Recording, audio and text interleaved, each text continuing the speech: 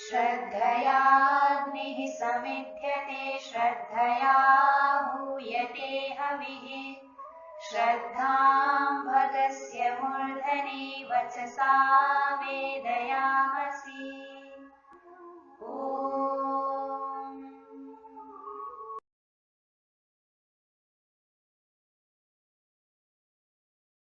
नमस्ते जी।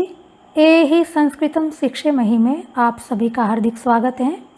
आशा करती हूँ आप सब कुशल होंगे, स्वस्थ होंगे, संस्कृत की आवृत्ति करते हुए, संस्कृत का व्यवहार में प्रयोग करते हुए संस्कृत का आनंद ले रहे होंगे। आइए नई कक्षा आरंभ करने से पहले पिछली कक्षा की हम आवृत्ति कर लेते हैं। पिछली कक्षा में हमने कर अथवा कर के इस अर्थ में प्रयुक्त त्वा प्रत्ययान्त धातु शब्द के रूप किस प्रकार चलते हैं और इनका वाक्य में प्रयोग कैसे करना है यह देखा था। यदि क्रिया सोपसर्ग हो अर्थात उपसर्ग सहित हो तो त्वा के स्थान पे हमें लेप प्रत्यय का प्रयोग करना है। लेप प्रत्यय के रूप किस प्रकार बनते हैं और किस प्रकार वाक्य में प्रयोग किया जाता है यह भी हमने देखा था। आइए अब हम अपनी अगली कक्षा की ओर आगे बढ़ते हैं। आइए आज हम देखते हैं तृतीय विभक्ति का एक नया नियम। हेतुवाची शब्द में तृतीय विभक्ति का प्रयोग होता है। हेतुवाची अर्थात कारण बोधक शब्द। हेतु कहते हैं कारण को। जो शब्द कारण को बता रहा है उस शब्द में तृतीय विभक्ति का प्रयोग किया जाता है। उदाहरण से समझते हैं। वाक्य है, अधिक भोजन के कारण आज पेट में दर्द हो रहा है। आज पेट में दर्द हो रहा है। दर्द का कारण क्या है? अधिक भोजन। तो यह अधिक भोजन हेतुवाची शब्द है। इसका अनुवाद करते समय हमें तृतीय विभक्ति का प्रयोग करना होगा। क्योंकि तृतीय विभक्ति कारण की वाचक है अतः के कारण इसका अनुवाद हमको अलग से करने की आवश्यकता नहीं रहती है। तो अधिक भोजन के कारण इसका जब हम अनुवाद करेंगे तब तृतीय विभक्ति का प्रयोग करेंगे। अधिक विशेषण है, भोजन विशेष्य है अतः अनुवाद होगा अधिकेन भोजनेन। शेष वाक्य है, आज पेट में दर्द हो रहा है। हो रहा है अस धातु का में प्रयोग करना है। क्या हो रहा है? दर्द। करता है दर्द। दर्द को संस्कृत में पीड़ा कहेंगे। आकारांत स्त्रीलिंग प्रातिपदिक है।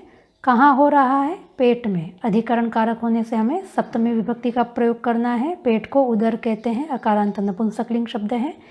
आज इस शब्द का अनुवाद करने के लिए अद्य इस अव्यय का प्रयोग करना है अतः वाक्य बनेगा अधिकेन भोजनेन अद्य उदरे पीड़ा अस्ति।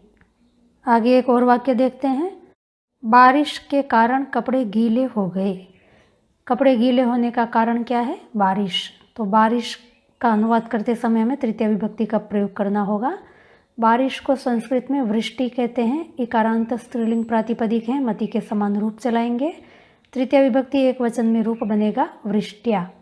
शेष वाक्य है, कपड़े गीले हो गए। कपड़े और गीले दोनों में विशेष्य विशेषण संबंध है। कपड़े विशेष्य हैं, गीला विशेषण है। हो गए इस क्रिया का अनुवाद करने के लिए हमें भू धातु लंग लकार का प्रयोग करना है। क्या हो गए? कपड़े हो गए। कपड़े हो गए क्रिया का कर्ता होने से प्रथमा विभक्ति का प्रयोग होगा। कपड़े को संस्कृत में वस्त्र कहते हैं। आकारांत नपुंसकलिंग प्रातिपदिक है और बहुत सारे होने से हमें बहुवचन का प्रयोग करना है। विशेष्य के लिंग वचन विभक्ति हैं। नपुंसकलिंग प्रथमा विभक्ति बहुवचन अतः विशेषण गीला का भी लिंग विभक्ति वचन होंगे। नपुंसकलिंग प्रथमा विभक्ति बहुवचन। गीले को संस्कृत में क्लिन्न कहते हैं अतः हमारा वाक्य बनेगा वृष्ट्या वस्त्राणि क्लिन्नानि अभवन्। आगे एक वाक्य और देख लेते हैं। पेट दर्द के कारण माधवी आज विद्यालय नहीं गई। माधवी आज विद्यालय क्यों नहीं गई? पेट दर्द के कारण। तो हेतुवाची शब्द है पेट दर्द। पेट दर्द का अनुवाद करते समय हमें तृतीय विभक्ति का प्रयोग करना होगा। पेट दर्द को संस्कृत में उदर पीड़ा कहते हैं। आकारांत स्त्रीलिंग प्रातिपदिक है अतः अनुवाद होगा उदर पीड़या। शेष वाक्य है, माधवी आज विद्यालय नहीं गई। नहीं गई यहाँ पर नहीं के लिए न अव्यय का प्रयोग करेंगे। गई के लिए गम धातु लंग लकार का प्रयोग करेंगे। कहाँ नहीं गई? विद्यालय। गम्य स्थान विद्यालय होने से द्वितीय विभक्ति का प्रयोग होगा। कौन नहीं गई? माधवी। माधवी जाने की क्रिया की कर्ता है। हमें प्रथमा विभक्ति का प्रयोग करना होगा। आज का अनुवाद करने के लिए अध्यय इस अव्यय का प्रयोग करेंगे। अतः हमारा वाक्य बनेगा उदर पीड़या माध्वी अद्य विद्यालयम न अगच्छत। उदर पीड़ा को उदर शूल भी कहते हैं, अकारांत नपुंसकलिंग प्रातिपदिक है। उदर शूल शब्द का प्रयोग करने पर अनुवाद होगा उदर शूलेन माध्वी अद्य विद्यालयम न अगच्छत। आशा करती हूँ हेतुवाची शब्द का अनुवाद कैसे करना है यह अब आपको समझ में आ गया होगा। आइए इसका एक अपवाद नियम है उसको भी देख लेते हैं। अभी हमने देखा हेतुवाची शब्द का अनुवाद करते समय हमें तृतीय विभक्ति का प्रयोग करना है, पर इसमें अपवाद है कि यदि वो हेतुवाची शब्द गुणवाचक है और पुल्लिंग अथवा नपुंसकलिंग में है तो ऐसे हेतुवाची शब्द का अनुवाद करते समय हम तृतीय विभक्ति का भी प्रयोग कर सकते हैं और पंचमी विभक्ति का भी प्रयोग कर सकते हैं। पर यहाँ पर ध्यान देने की बात है, पीछे हमने विशेषण का अभ्यास करते समय गुणवाची विशेषण का प्रयोग कैसे करना है यह देखा था। तो वहाँ पर गुणवाची जो विशेषण शब्द थे जैसे कि श्वेत, पीत, हरित, उष्ण, कोष्ण, दीर्घ, स्थूल इत्यादि, इस प्रकार के यदि गुणवाची शब्द आते हैं अर्थात वो गुणवाची शब्द जो विशेषण के रूप में प्रयोग होते हैं, ऐसे गुणवाची शब्दों का यहाँ ग्रहण नहीं करना है, क्योंकि ऐसे गुणवाची शब्द विशेष्य के अनुसार चलते हैं तो विशेष्य के लिंग के अनुसार उनके भी लिंग बदलते रहते हैं और निश्चित लिंग वाले नहीं होते हैं। यहाँ पर उन गुणवाची शब्दों का प्रयोग करना है जो कभी किसी के विशेषण नहीं बनते हैं और अपना एक निश्चित लिंग रखते हैं। तो वो यदि पुल्लिंग में है या नपुंसकलिंग में है और हेतुवाची हैं तो उनका अनुवाद करते समय हमें तृतीय विभक्ति का प्रयोग करना है। इस प्रकार के गुणवाची शब्दों के उदाहरण आपके सामने रखती हूँ जिससे कि और स्पष्ट हो जाए।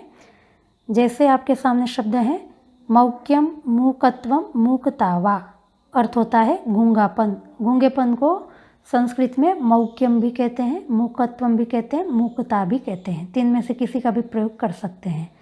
अब यहाँ पर मौक्यम और मूकत्वम यह अकारांत नपुंसकलिंग शब्द है और मूकता आकारांत स्त्रीलिंग शब्द है। जब गूंगापन हेतु के रूप में प्रयोग किया जाता है, जैसे गूंगेपन के कारण वह अपनी बात बता नहीं पाया, तो अपनी बात क्यों नहीं बता पाया? गूंगेपन के कारण। तो गूंगापन यहाँ पर हेतु के रूप में आया हुआ है। अब इसका अनुवाद करने के लिए हमारे पास तीन शब्द हैं, मौक्यम, मूकत्वम, मूकता। यदि हम मौक्यम अथवा मूकत्वम का प्रयोग करते हैं तो यह दोनों ही शब्द नपुंसकलिंग है, गुणवाची हैं और यहाँ पर हेतु के रूप में प्रयोग किए गए हैं। तो इनका अनुवाद करते समय हम तृतीय विभक्ति का भी प्रयोग कर सकते हैं और पंचमी विभक्ति का भी प्रयोग कर सकते हैं। पर यदि हम गूंगेपन का अनुवाद करने के लिए मूकता शब्द का प्रयोग करते हैं तो मूकता शब्द स्त्रीलिंग में है, पुल्लिंग नपुंसकलिंग में नहीं है। अतः मूकता इस गुणवाची शब्द का प्रयोग करते समय हमें तृतीय विभक्ति का ही प्रयोग करना है, पंचमी विभक्ति का प्रयोग नहीं करना है।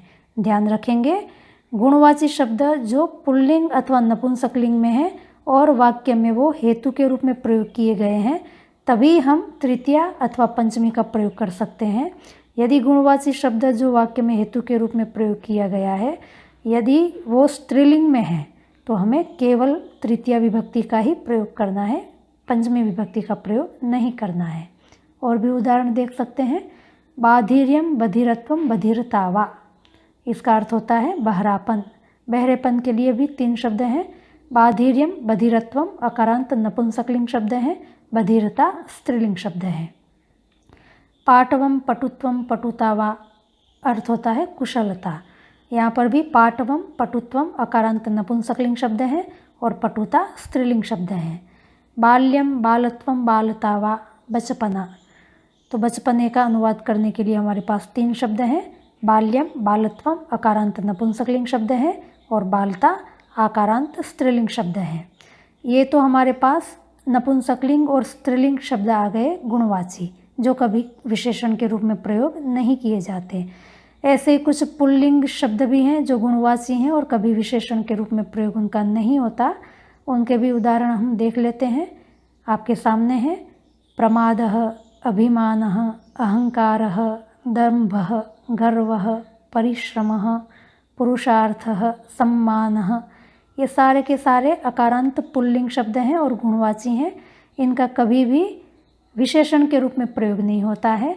यदि ये पुल्लिंग गुणवाची शब्द हेतु के रूप में प्रयोग किए जाते हैं तो हम तृतीया विभक्ति का भी प्रयोग कर सकते हैं और पंचमी विभक्ति का भी प्रयोग कर सकते हैं। आइए उदाहरण से समझते हैं और स्पष्ट हो जाएगा। वाक्य है, उसकी मूर्खता के कारण उसके पिता का धंधा चौपट हो गया। अब यहाँ पर पिता का धंधा चौपट हो गया, कारण कौन है? उसकी मूर्खता। तो मूर्खता यहाँ पर कारण बना हुआ है। मूर्खता का अनुवाद करने के लिए हमारे पास 3 शब्द हैं, मौर्ख्यम, मूर्खत्वम, मूर्खता वा। मौर्ख्यम मूर्खत्वम नपुंसकलिंग में है और मूर्खता स्त्रीलिंग में है। यदि मूर्खता का अनुवाद करने के लिए हम मौर्ख्यम शब्द का प्रयोग करते हैं तो यह नपुंसकलिंग गुणवाची शब्द है और वाक्य में हेतु के रूप में प्रयोग किया गया है। अतः हम तृतीय विभक्ति का भी प्रयोग कर सकते हैं और पंचमी विभक्ति का भी प्रयोग कर सकते हैं। अतः अनुवाद होगा मौर्ख्येण मौर्ख्यात् वा। शेष वाक्य है, उसके पिता का धंधा चौपट हो गया। इस क्रिया का अनुवाद करने के लिए हमें भू धातु लंग लकार का प्रयोग करना है। क्या हो गया? धंधा। धंधे को संस्कृत में व्यापार कहते हैं। अकारांत पुल्लिंग प्रातिपदिक है। कर्ता कारक होने से प्रथमा विभक्ति, संख्या में 1 होने से एकवचन। चौपट धंधे का विशेषण है। तो धंधे में क्योंकि पुल्लिंग प्रथमा विभक्ति एकवचन का प्रयोग हुआ है अतः चौपट का अनुवाद करते समय भी हमें पुल्लिंग प्रथमा विभक्ति एकवचन का प्रयोग करना होगा। चौपट को संस्कृत में उत्सन्न कहते हैं। पिता का धंधे के साथ संबंध होने से षष्ठी विभक्ति का प्रयोग करना है और उसका पिता के साथ संबंध होने से हमें षष्ठी विभक्ति का प्रयोग करना है। उसकी मूर्खता, यहाँ पर भी उसकी का संबंध मूर्खता के साथ है अतः यहाँ पर भी हमें षष्ठी विभक्ति का प्रयोग करना होगा। तो वाक्य बनेगा, तस्य मौर्ख्येण मौर्ख्यात् वा तस्य जनकस्य व्यापारः उत्सन्नः अभवत्। यदि हम मूर्खता का अनुवाद करने के लिए मूर्खत्व शब्द का प्रयोग करते हैं तो मूर्खत्व भी नपुंसकलिंग गुणवाची शब्द है और वाक्य में हेतु के रूप में प्रयोग होने से अनुवाद करते समय हम तृतीय विभक्ति का भी प्रयोग कर सकते हैं और पंचमी विभक्ति का भी प्रयोग कर सकते हैं। तब वाक्य बनेगा, तस्य मूर्खत्वेन मूर्खत्वात् वा तस्य जनकस्य व्यापारः उत्सन्नः अभवत्। और यदि मूर्खता का अनुवाद करने के लिए हम मूर्खता शब्द का ही प्रयोग करते हैं तो मूर्खता शब्द क्योंकि स्त्रीलिंग में है अतः हमें केवल तृतीय विभक्ति का ही प्रयोग करना है, पंचमी विभक्ति का प्रयोग नहीं करना है। वाक्य का अनुवाद इस प्रकार होगा, तस्य मूर्खतया तस्य जनकस्य व्यापारः उत्सन्नः अभवत्। आगे और वाक्य देखते हैं। समझदारी के कारण आज वह समस्या से बाहर आ गया। समझदारी का अनुवाद करने के लिए हमारे पास 3 शब्द हैं, पांडित्यम, पंडितत्वम, पंडितता वा। पांडित्यम पंडितत्वम नपुंसकलिंग में है, पंडितता स्त्रीलिंग में है। पांडित्य इस नपुंसकलिंग गुणवाची शब्द का प्रयोग करेंगे तो हेतुवाची होने से तृतीय विभक्ति का प्रयोग होगा और पंचमी का भी कर सकते हैं। अनुवाद होगा पांडित्येन पांडित्यात् वा। शेष वाक्य है, आज वह समस्या से बाहर आ गया। आपूर्वक गम धातु का प्रयोग करेंगे। भूतकाल होने से लंग लकार का प्रयोग करेंगे। बाहर इसका अनुवाद करने के लिए संस्कृत में बहि ही इस अव्यय का प्रयोग होता है। बहि ही इस अव्यय का संबंध जिसके साथ होता है उसमें पंचमी विभक्ति का प्रयोग होता है। अभी तक आपको यह नियम समझाया नहीं गया है पर यहाँ पर हम प्रयोग करेंगे। समस्या में पंचमी विभक्ति का प्रयोग होगा। आज का अनुवाद करने के लिए हमें अद्य अव्यय का प्रयोग करना है, वह आगम क्रिया का कर्ता है। अतः वाक्य बनेगा, पांडित्येन पांडित्यात् वा अद्य सः समस्यायाः बहिः आगच्छत्। यदि समझदारी का अनुवाद करने के लिए हम पंडितत्व इस गुणवाची शब्द का प्रयोग करेंगे तो तृतीया और पंचमी 2 में से किसी भी विभक्ति का प्रयोग कर सकते हैं। तब अनुवाद होगा, पंडितत्वेन पंडितत्वात् वा अद्य सः समस्यायाः बहिः आगच्छत्। और यदि समझदारी का अनुवाद करने के लिए हमने पंडितता शब्द का प्रयोग किया है तो पंडितता शब्द क्योंकि स्त्रीलिंग में है अतः अनुवाद करते समय हमें केवल तृतीय विभक्ति का ही प्रयोग करना है, पंचमी विभक्ति का प्रयोग नहीं करना है। तब अनुवाद होगा, पंडिततया अद्य सः समस्यायाः बहिः आगच्छत्। आइए पुल्लिंग गुणवाची शब्द के भी उदाहरण देख लेते हैं। वाक्य है, प्रमाद के कारण मैंने धातु रूपों की आवृत्ति नहीं की। यहाँ पर धातु रूपों की आवृत्ति न होने में कारण है प्रमाद, और प्रमाद अकारांत पुल्लिंग शब्द है, गुणवाची शब्द है और वाक्य में हेतुवाची भी है। अतः प्रमाद का अनुवाद करते समय हम तृतीया विभक्ति का भी प्रयोग कर सकते हैं, पंचमी विभक्ति का भी प्रयोग कर सकते हैं। वाक्य बनेगा प्रमादेन प्रमादात वा। शेष वाक्य है मैंने धातु रूपों की आवृत्ति नहीं की। नहीं का अनुवाद करने के लिए न अव्यय का प्रयोग करेंगे कि इस क्रिया का अनुवाद करने के लिए हमें क्री धातु का प्रयोग करना है। भूतकाल होने से लंग लकार का प्रयोग करेंगे। कर्ता मैं हूँ, अतः उत्तम पुरुष एक वचन की क्रिया होगी। क्या नहीं किया? आवृत्ति नहीं की। आवृत्ति कर्मकारक है, अतः द्वितीय विभक्ति का प्रयोग होगा। आवृत्ति को संस्कृत में आवृत्ति ही करते हैं। इकारांत स्त्रीलिंग शब्द है। किसकी आवृत्ति? धातु रूपों की। तो धातु रूप का संबंध आवृत्ति के साथ है, अतः अनुवाद करते समय हमें षष्ठी विभक्ति का प्रयोग करना है। धातु रूप बहुत होने से हमें बहुवचन का प्रयोग करना है, अतः अनुवाद होगा प्रमादेन प्रमादात्वा अहम धातु रूपाणाम आवृत्तिम न अकरवम। एक और वाक्य देख लेते हैं। अभिमान मत कर। अभिमान के कारण मनुष्य का पतन होता है। अब पतन का कारण कौन है? अभिमान। अभिमान अकारांत पुल्लिंग शब्द है, गुणवाची शब्द है और वाक्य में हेतु के रूप में प्रयुक्त हुआ है। अतः अभिमान का अनुवाद करते समय हम तृतीय अथवा पंचमी विभक्ति का प्रयोग कर सकते हैं। अनुवाद इस प्रकार होगा अभिमानेन अभिमानात् वा। शेष वाक्य है अभिमान मत कर। यह एक छोटा सा स्वतंत्र वाक्य है। कर इस क्रिया का अनुवाद करने के लिए हम लोट लकार का प्रयोग कर सकते हैं। मत का अनुवाद करने के लिए माँ इस अव्यय का प्रयोग करेंगे। क्या नहीं करना है? अभिमान। अभिमान कर्मकारक होने से द्वितीय विभक्ति का प्रयोग करेंगे। वाक्य बनेगा अभिमानम माँ कुरु। शेष वाक्य है मनुष्य का पतन होता है। होता है का अनुवाद करने के लिए भू धातु लट लकार का प्रयोग करेंगे। क्या होता है? पतन होता है। पतन होने की क्रिया का कर्ता है, अतः प्रथमा विभक्ति का प्रयोग होगा। संस्कृत में पतन को पतन ही कहते हैं। अकारांत नपुंसकलिंग प्रातिपदिक है। किसका पतन होता है? मनुष्य का। तो मनुष्य का पतन के साथ संबंध होने से षष्ठी विभक्ति का प्रयोग करना है। वाक्य बनेगा अभिमानेन अभिमानात्वा मनुष्यस्य पतनम भवति। आशा करती हूँ हेतुवाची शब्द का प्रयोग कैसे करना है अब आपको अच्छी तरह से समझ में आ गया होगा। सामान्य रूप से हेतुवाची शब्द में तृतीय विभक्ति का प्रयोग होगा, पर यदि हेतुवाची शब्द पुल्लिंग अथवा नपुंसकलिंग गुणवाची शब्द है तो हम तृतीय विभक्ति अथवा पंचमी विभक्ति दो में से किसी का भी प्रयोग कर सकते हैं। लोक में हम इस प्रकार के शब्दों का बहुधा प्रयोग करते हैं, जैसे कौन, किसका, किसमें, किसके लिए, कहाँ से, किसके द्वारा। इन शब्दों का अनुवाद करने के लिए संस्कृत में किम इस सर्वनाम का प्रयोग होता है। आइए किम सर्वनाम का पुल्लिंग में रूप किस प्रकार चलते हैं देखते हैं। तीनों वचनों में किम सर्वनाम के रूप आपके सामने हैं। कह कौ के, कम कौ कान, केन काभ्याम कैहि, कस्मै काभ्याम केभ्यः, कस्मात् काभ्याम केभ्यः, कस्य कयोः केषां, कस्मिन् कयोः केषु। तत्सर्वनाम के भी पुल्लिंग के रूप आपके सामने हैं। आप मिलान करके देख सकते हैं, दोनों के रूप एक समान है। तत्सर्वनाम में जहाँ त है वहाँ किम सर्वनाम में क का प्रयोग हुआ है, बाकी कोई अंतर नहीं है। आप प्रथमा विभक्ति में देख सकते हैं तत्सर्वनाम में रूप बना सहतौ ते। किम सर्वनाम प्रथमा विभक्ति में रूप है कह कौ के। द्वितीय विभक्ति में रूप है तम तौ तान। किम सर्वनाम का द्वितीय विभक्ति में रूप बना कम कौ कान। तृतीय विभक्ति में तेन ताभ्याम तैहि। किम का तृतीय विभक्ति में रूप बना केन काभ्याम कैहि। ऐसे ही बाकी विभक्तियों में भी एक समान रूप चलते हैं। यदि तत् के रूप याद हैं तो समझ लो किम के रूप भी आपको याद हो गए हैं।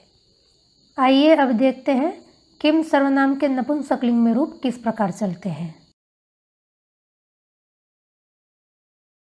किम सर्वनाम के नपुंसकलिंग के रूप आपके सामने है। किम के कानी, किम के कानी, केन काभ्याम कैहि, कस्मै काभ्याम केभ्यः, कस्मात् काभ्याम केभ्यः, कस्य कयोः केषां, कस्मिन् कयोः केषु। तत्सर्वनाम के भी नपुंसकलिंग के रूप आपके सामने हैं, आप देख सकते हैं दोनों के रूप एक समान है। नपुंसकलिंग तत्सर्वनाम के रूप है तत्ते तानि, किम सर्वनाम के रूप है किम के कानि।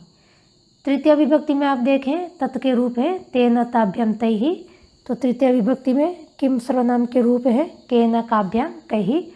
सब रूप एक समान है, तत् के रूप याद हैं तो किम के रूप भी बड़े सहज हो जाएंगे। आगे देखते हैं किम सर्वनाम स्त्रीलिंग में रूप किस प्रकार चलते हैं। रूप आपके सामने है का के काहा, काम के काहा, कया काभ्याम काभिः, कस्यै काभ्याम काभ्यः, कस्याः काभ्याम काभ्यः, कस्याः कयोः कासां, कस्यां कयोः कासु। तत्सर्वनाम के स्त्रीलिंग के रूप आपके सामने हैं।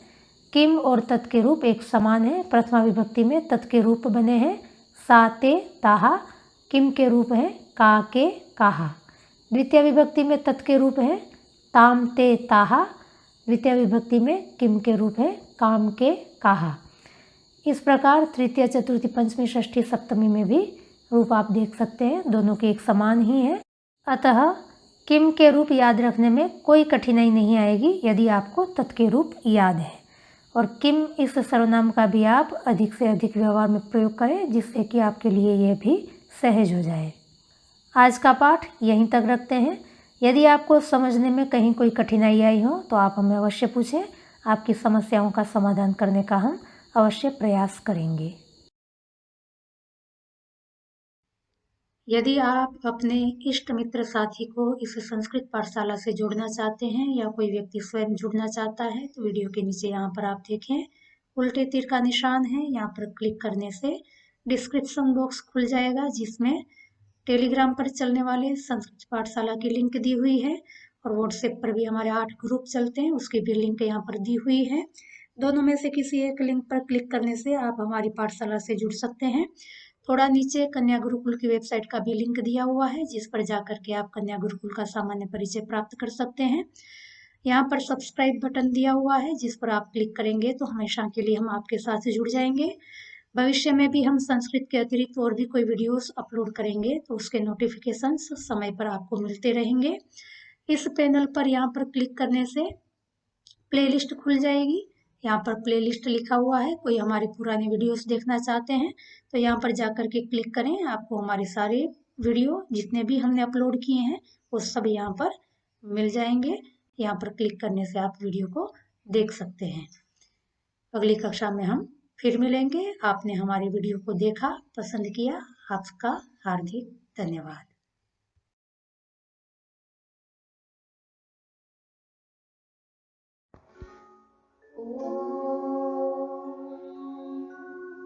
श्रद्धां प्रातर्हवामहे श्रद्धां मध्यं दिनं परि श्रद्धां सूर्यस्य निमृचि श्रद्धे श्रद्धापये